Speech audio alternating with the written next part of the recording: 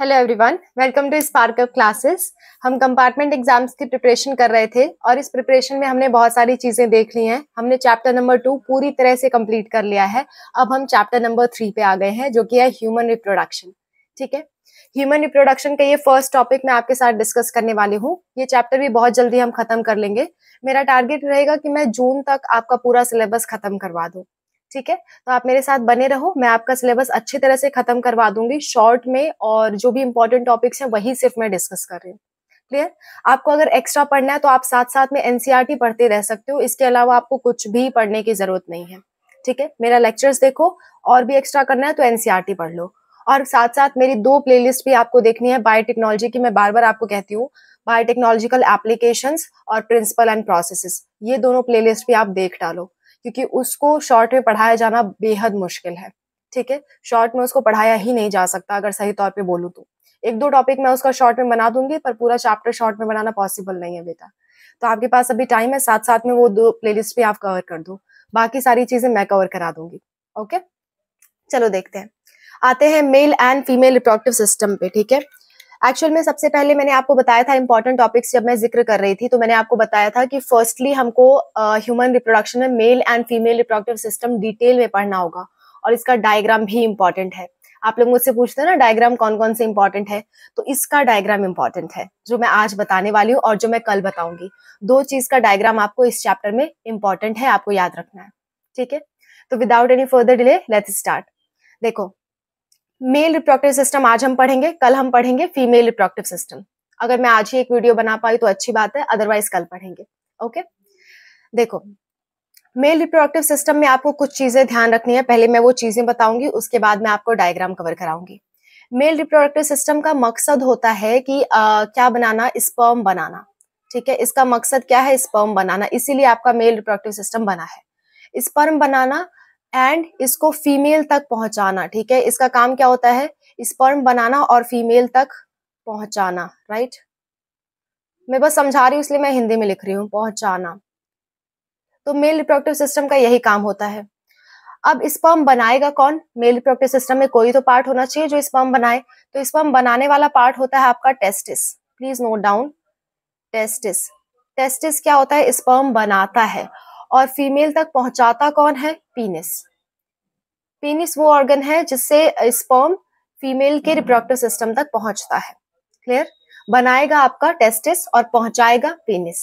ठीक है, इसको पहुंचाने में और इसको सही तरह से काम करवाने में 3 ग्लैंड्स हेल्पफुल होते हैं मेल रिप्रोडक्टिव सिस्टम में। उन तीनों ग्लैंड्स के मैं नाम बता देती हूँ। पहला ग्लैंड होता है आपका सेमिनल वेसाइकल। सेमिनल वेसाइकल, ठीक है। दूसरा ग्लैंड होता है आपका प्रोस्टेट ग्लैंड। Prostate gland. तीसरा होता है आपका bulbo urethral gland. Bulbo urethral, इसी का दूसरा नाम काउपर ग्लैंड भी होता है। ठीक है, इसी को काउपर्स ग्लैंड भी बोलते हैं, काउपर्स ग्लैंड। ठीक है, तो आप 3 ग्लैंड याद रखोगे जो आपके मेल रिप्रोडक्टिव सिस्टम को हेल्प करते हैं। कैसे हेल्प करते हैं, क्या हेल्प करते हैं, अभी हम देखेंगे। क्लियर?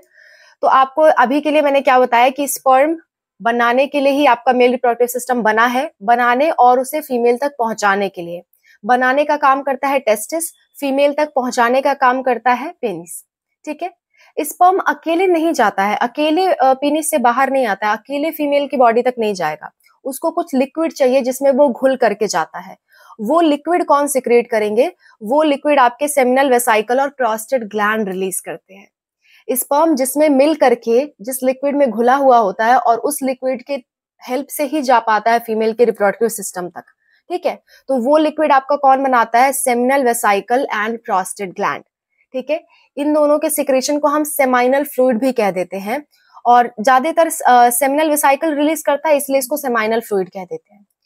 तो आपका क्या होता है, इनका फ्लूइड, इनसे जो निकलने वाला फ्लूइड है उसके साथ आपका स्पर्म मिल जाता है और उसके बाद फीमेल की बॉडी तक पहुंचता है। तो इन दोनों का जब मिलन हो जाता है, जो आपका फ्लूइड, जो भी ये दोनों ग्लैंड फ्लूइड रिलीज करेंगे और जो स्पर्म है, इनके मिलने के बाद इसे कहते हैं हम सीमेन। तो ये पॉइंट आपको ध्यान रखना है। सीमेन क्या होता है? Semen is nothing but mixture of fluids of seminal vesicle, prostate gland and sperm. Sperm plus seminal vesicle prostate gland के फ्लूइड को मिला करके हम सीमेन कहते हैं। क्लियर? नेक्स्ट, अब तो कह दिया कि ये दोनों ग्लैंड्स का काम तो क्लियर हो गया। अच्छा, इन तीनों ग्लैंड्स को मिला करके एसेसरी ग्लैंड्स कहा जाता है। प्लीज रिमेंबर दिस, इन तीनों ग्लैंड को मिला करके हम एसेसरी ग्लैंड कहते हैं, यानी वो ग्लैंड जो मेल रिप्रोडक्टिव सिस्टम में जो भी आपका स्पर्म का ट्रांसफर है उसको हेल्प कर रही हैं। ऐसे ग्लैंड्स एसेसरी ग्लैंड, एसेसरी मतलब ही होता है हेल्प करना। ठीक है, तो ये दोनों का काम तो आपको पता चल गया। लास्ट वाले का भी काम देख लेते हैं। लास्ट वाले का काम होता है ल्यूब्रिकेशन देना। अब ये क्या होता है मैं बताती हूँ। ल्यूब्रिकेशन, ल्यूब्रिकेशन प्रोवाइड करना। ठीक है, इसका काम क्या होता है? ल्यूब्रिकेशन प्रोवाइड करना। ल्यूब्रिकेशन का मतलब क्या होता है? देखो, जिसको आप अपनी भाषा में सेक्स समझते हो उसी को बायोलॉजी में कॉइटस कहते हैं, यानी the insertion of male penis into vagina of female in order to perform the transfer of semen into her female's body. That process is your coitus या copulation. जिसको आप आम भाषा में सेक्स समझते हो उसी को बायोलॉजी की भाषा में हम कॉइटस कहते हैं। ठीक है, क्या कहते हैं? कॉइटस। इसी को कॉपुलेशन भी कहते हैं, कॉपुलेशन। तो कॉपुलेशन या कॉइटस होने में फ्रिक्शन हो सकता है जिससे फीमेल की बॉडी को नुकसान पहुंच सकता है।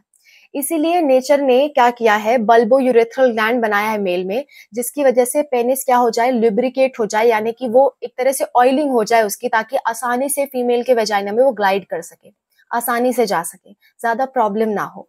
इसी का काम होता है ये वाला काम होता है आपके बल्बो यूरेथ्रल ग्लैंड का। इसका काम सिर्फ इतना सा है कि लुब्रिकेशन प्रोवाइड करना, ताकि कॉइटस आसानी से हो सके, फीमेल के वेजाइना को ज्यादा नुकसान ना पहुंचे। क्लियर? तो ये आपको कुछ पॉइंट्स ध्यान रखने हैं मेल रिप्रोडक्टिव सिस्टम में। मैंने सोचा था मैं डायग्राम भी आज बता दूंगी, पर आज की वीडियो थोड़ी लंबी हो रही है, तो डायग्राम मैं नेक्स्ट वीडियो में आपको बताऊंगी। कोशिश करूंगी आज ही वो वीडियो रिलीज हो जाए। मैं फिर से एक बार बता देती हूँ क्या क्या फंक्शन है, क्या क्या चीजें आपको आज के लेक्चर में याद रखनी है। First of all, mail reproductive system का 2 पर्पस, स्पर्म बनाना प्लस स्पर्म को फीमेल के बॉडी में ट्रांसफर करना। स्पर्म बनाने का काम करेगा टेस्टिस, स्पर्म ट्रांसफर करने का काम करेगा आपका पीनिस। ठीक है, और मेल के रिप्रोडक्टिव सिस्टम में आपके,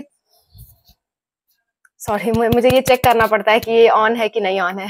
ठीक है, तो मेल के रिप्रोडक्टिव सिस्टम में क्या होता है? आपकी 3 एसेसरी ग्लैंड्स होती हैं, जो कि आपका सेमिनल वेसाइकल, प्रोस्टेट ग्लैंड और आपका बल्बो यूरेथ्रल ग्लैंड। तीनों का मैंने फंक्शन भी आपको बता दिया, ये फंक्शंस भी आपको याद रखने हैं अच्छे से।